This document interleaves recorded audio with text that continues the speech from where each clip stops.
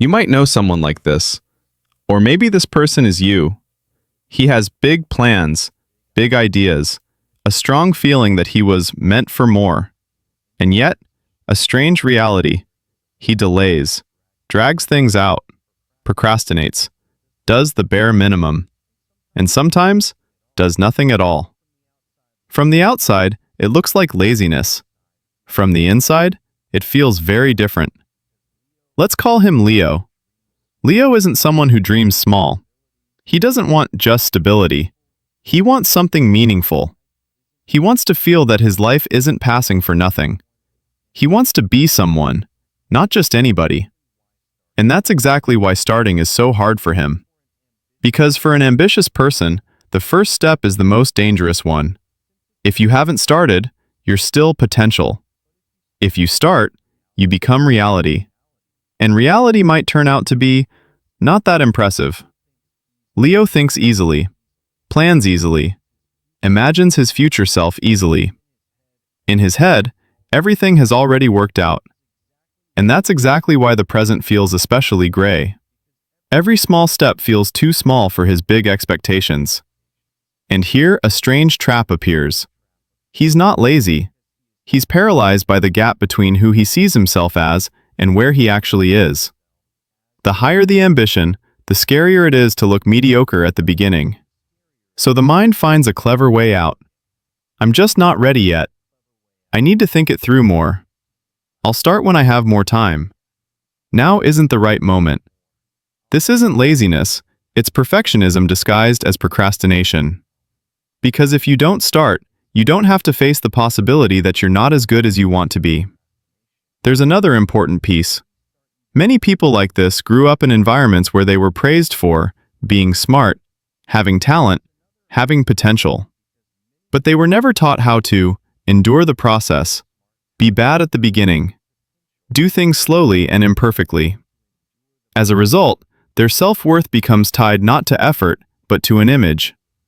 I'm supposed to be talented, not just persistent.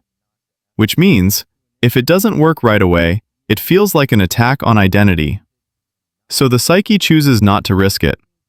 It's easier to delay, not finish, not check, not post, not apply, not try. Because unfinished things hurt less than failure.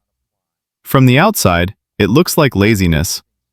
On the inside, it feels like, if I don't start, I can still be anyone.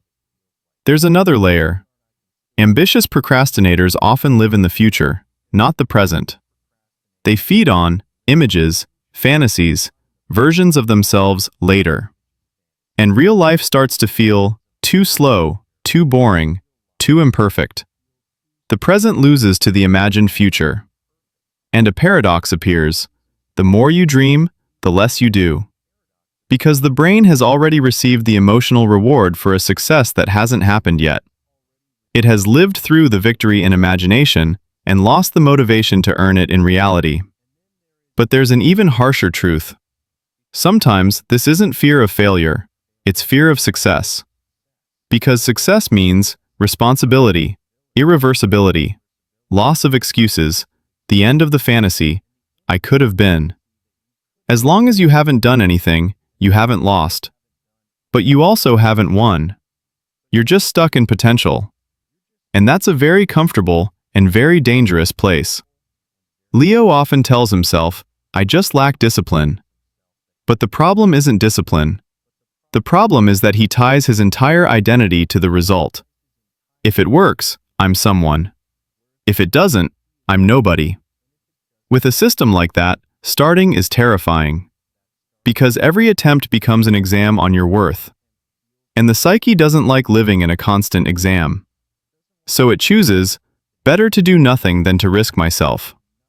And here's the main question. Are you really lazy? Or are you just afraid of being ordinary, afraid of being imperfect, afraid of seeing your real limits, afraid that your ceiling is lower than your dreams?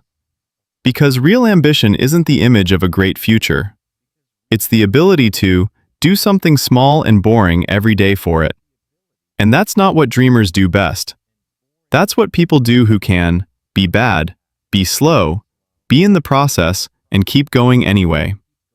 And here's the most honest question you can ask yourself. Do you really want to become someone? Or do you just like the feeling that you could have been? Because between those two things is an entire life.